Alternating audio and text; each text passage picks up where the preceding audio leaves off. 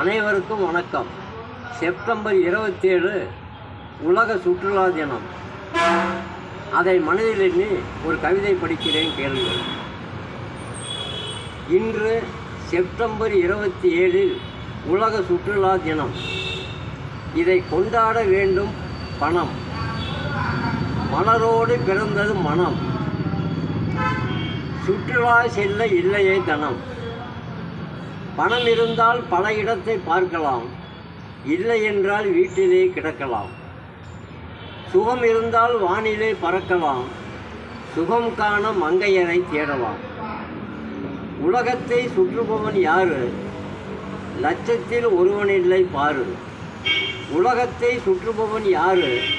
லட்சத்தில் ஒருவனில்லை பாரு. உழைப்பவனால் முடியுமா கூறு? இன்று சுற்று